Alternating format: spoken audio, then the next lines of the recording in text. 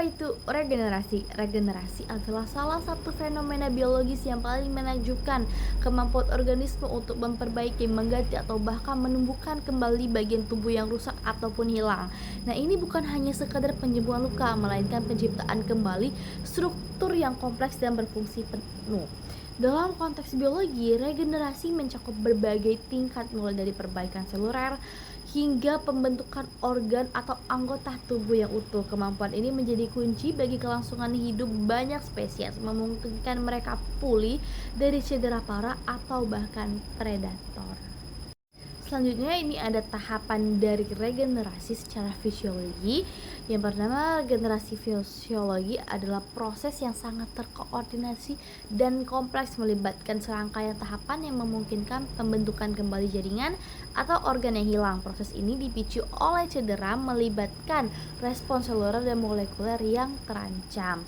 Nah, yang pertama itu ada respon awal dan pembentukan blastema. Setelah cedera, sel-sel di sekitar area yang rusak akan bermigrasi ke lokasi cedera dan membentuk massa sel yang tidak berdiferensiasi yang disebut blastema. Ini adalah pusat awal pertumbuhan. Yang kedua itu ada proliferasi sel dan diferensiasi. Sel-sel blastema kemudian berproliferasi dengan cepat dan berdiferensiasi menjadi berbagai jenis sel yang diperlukan untuk membentuk struktur yang hilang seperti tulang, otot, dan syaraf. Selanjutnya itu ada pembentukan pola dan morfogenesis. Semua tahap ini sel-sel yang berdiferensiasi akan mengatur diri mereka sendiri menjadi pola yang tepat, membentuk struktur dan bentuk organ atau anggota tubuh yang hilang. Remodeling dan pematangan. Setelah struktur dasar terbentuk, proses remodeling terjadi untuk menyembuhkan bentuk dan fungsi. Pemulihan darah dan syaraf juga akan tumbuh kembali untuk mengintegrasikan bagian yang terbaru dari sisa tubuh. Selanjutnya ada faktor-faktor yang mempengaruhi keberhasilan regenerasi. Faktor internal itu dipengaruhi oleh genetika.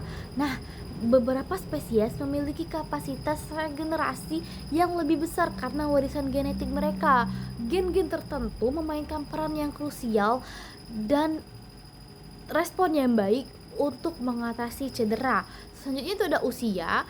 Umumnya organisme muda memiliki kemampuan regenerasi yang lebih baik dibandingkan dengan yang usianya lebih tua. Kapasitas sel untuk berproliferasi dan berdiferensiasi cenderung menurun seiring bertambahnya usia. Selanjutnya itu ada jenis sel, adanya sel punca atau sel progenitor di jaringan yang terluka sangat penting. Sel-sel ini dapat berdiferensiasi menjadi berbagai sel yang dibutuhkan. Selanjutnya itu ada faktor eksternal. Nah, yang pertama itu ada nutrisi, suhu lingkungan, tingkat cedera, dan kehadiran patogen. Secara suhu lingkungan, suhu yang optimal dapat mempercepat proses regenerasi, sementara suhu ekstrim dapat menghambat bahkan menghentikan dari regenerasi. Nah, secara nutrisi, asupan nutrisi yang cukup terutama protein, vitamin, dan mineral sangat penting untuk mendukung pertumbuhan dan perbaikan jaringan. Selanjutnya ada faktor internal dan faktor eksternal yang mempengaruhi kecepatan regenerasi pada ekor kadal. Yang pertama itu ada usia kadal. Kadal lebih muda cenderung meregenerasi ekornya lebih cepat dibandingkan kadal yang lebih tua.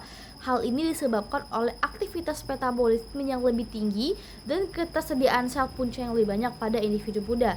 Selanjutnya ada suhu lingkungan. Suhu yang hangat dan stabil mempercepat proses metabolisme termasuk pembelahan dan diferensiasi. Pada suhu yang dingin, proses regenerasi akan melambat secara signifikan. Nah, selanjutnya itu ada ketersediaan nutrisi. Asupan makanan yang kaya protein dan energi sangat penting. Kadal memiliki nutrisi yang cukup akan memiliki cadangan energi bahkan bahan bangunan yang memadai untuk pertumbuhan baru. Yang terakhir itu ada tingkat stres.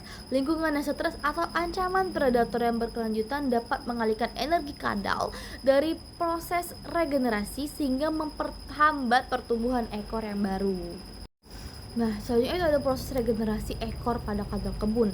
Kadal kebun adalah contoh klasik organisme dengan kemampuan regenerasi yang luar biasa, terutama pada ekornya. Mekanisme ini ada strategi pemahaman yang efektif. Yang pertama itu ada autotomi atau pelepasan ekor. Ketika merasa terancam oleh predator, kadal dapat melepaskan ekornya secara sukarela. Sebuah proses yang disebut dengan autotomi. Ekor yang terputus akan terus bergerak untuk mengalihkan perhatian predator, memungkinkan kadal untuk melarikan diri. Selanjutnya itu ada pembentukan regenerasi. Setelah autotomi, sel-sel khusus di pangkal ekor akan membentuk blastema. Sel-sel ini kemudian berdiferensiasi dan tumbuh membentuk tulang rawan, otot, dan kulit baru yang akan menggantikan otot yang hilang. Ekor yang diregenerasi mungkin terlihat berbeda dari aslinya, sehingga seringkali lebih pendek dan memiliki pola warna yang sedikit berbeda serta struktur tulang rawan daripada tulang sejati. Namun ekor baru ini tetap berfungsi dengan baik untuk keseimbangan dan pertahanan.